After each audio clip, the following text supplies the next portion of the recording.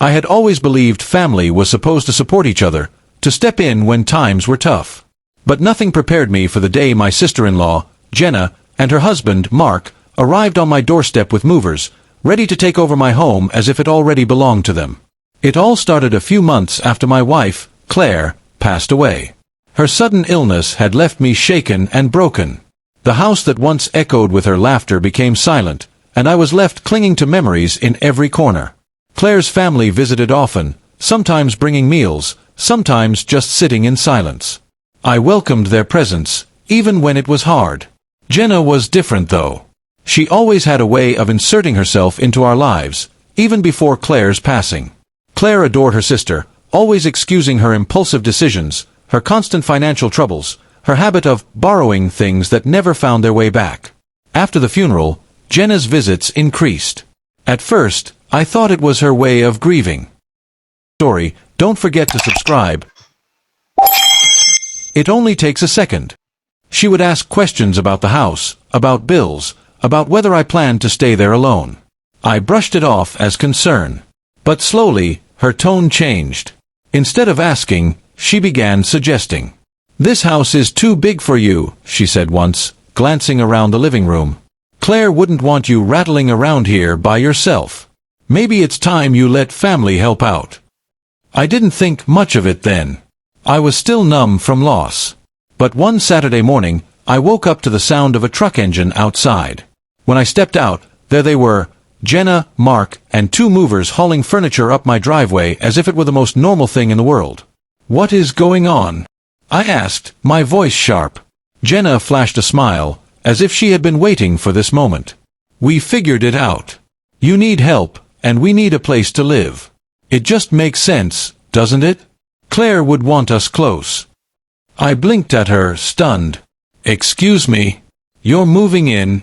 Without even asking me?" Mark shrugged, avoiding my eyes. "It's practical. We're family. No need to make this harder than it is." I felt anger rise in my chest. For months, I had been drowning in grief, and now they wanted to take the one thing I had left. My home, the space that held every memory of my wife. "You need to stop right now," I said firmly. "This isn't your house. You can't just show up with movers like you own the place." Jenna's smile faltered, and she crossed her arms. "You're being selfish. Claire and I grew up in this house. We spent summers here. This isn't just yours, it's part of our family history too." Her words cut deep, but I stood my ground. Claire and I bought this house together. We worked for it, paid for it, maintained it. Her memories are here, yes, but that doesn't make it yours. You don't get to erase me from it. For a moment, silence hung in the air. The movers hesitated, clearly uncomfortable. But Jenna wasn't done. She raised her chin defiantly. "We've been struggling. Our lease ended. This is the logical solution. You don't even want to live here anymore. You said yourself it's too empty without her." It was true. I had said that in passing, in a moment of weakness. But hearing it used against me lit a fire inside. I stepped forward, my voice steady now. "Struggling or not, that doesn't give you the right to invade my home. You didn't ask. You didn't discuss. You tried to take advantage of me when I was at my weakest. That's not family. That's manipulation." Jenna's face flushed with anger. "So what, you'd rather live here alone, wallowing in your grief, than let us be here for you?" I looked her straight in the eye. "Yes. Because being alone is better than being surrounded by people who only see me as a free ride." The movers, sensing the tension, finally spoke up. "Do you want us to unload or—" I turned to them, my tone firm but polite. "No. You can turn that truck around. They won't be moving in." Mark muttered something under his breath, clearly embarrassed.